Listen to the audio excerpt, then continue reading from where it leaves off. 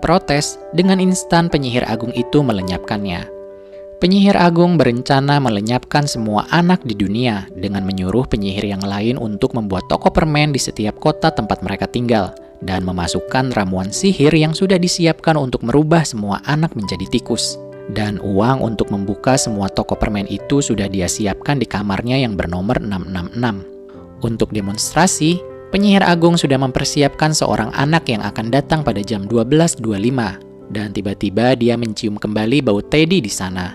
Namun Teddy tidak berhasil ditemukan. Gak lama Bruno datang ke ruangan tersebut untuk mendapatkan coklatnya. Si penyihir agung memberikan coklat mahal yang dia janjikan.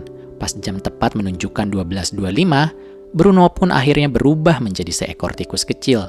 Ketika Bruno berbicara, mereka kemudian berusaha menginjak Bruno. Teddy yang melihat di persembunyiannya merasa bingung akan apa yang harus dia lakukan. Namun tiba-tiba Daisy, tikus peliharaannya, berbicara dan bilang akan menyelamatkan Bruno. Daisy berhasil menyelamatkan Bruno dan menariknya ke tempat persembunyiannya Teddy. Namun tiba-tiba penyihir agung berhasil menemukan Teddy dan menariknya keluar. Penyihir agung kemudian memberikan ramuannya ke Teddy dan akhirnya Teddy pun berubah menjadi seekor tikus kecil berwarna coklat. Penyihir agung berusaha membunuh Teddy. Namun Daisy menggigit jari penyihir agung dan mereka bertiga melarikan diri. Penyihir agung itu memanjangkan tangannya namun gagal menangkap mereka. Teddy, Bruno, dan Daisy akhirnya berusaha menyelinap untuk mencari nenek dan mencari jalan agar mereka selamat sampai ke kamar nenek. Setelah memencet bel dan hampir dipukul oleh pembersih kamar, mereka pun berhasil masuk ke kamar nenek. Setelah di dalam, akhirnya Teddy bicara ke nenek. Sang nenek sempat kaget, namun Teddy menjelaskan dan bilang kalau dia adalah cucunya yang telah disihir oleh penyihir.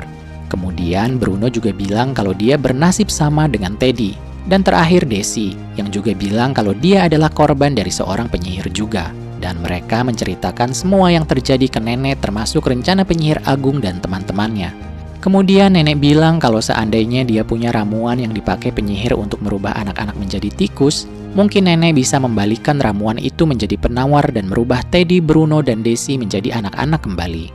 Teddy bilang kalau kamar penyihir itu bernomor 666, tepat di bawah kamar nenek, dan mereka pun berencana mencuri ramuan dari kamar penyihir agung. Teddy akhirnya turun ke kamar penyihir itu dengan rajutan yang nenek buat, dan segera berusaha mengambil ramuan tersebut. Nggak lama penyihir agung masuk. Teddy juga melihat banyak uang di sana. Teddy kemudian berusaha pergi.